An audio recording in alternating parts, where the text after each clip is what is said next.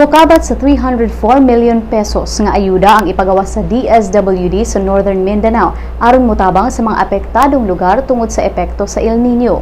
Kagahapon lang ang DSWD Northern Mindanao nagsugod na og pagpangapud-apud sa mga food packs sa mga komunidad nga apektado sa epekto sa El Nino. Lakip niini ang mga bukirang bahin sa Bukidnon ug sa Misamis Oriental diin mas daghan ang naapektuhang pamilya. Kasagaran mag-uuma. Ang 304 million pesos nga tabang ipaagi og cash ug Food for Work scheme.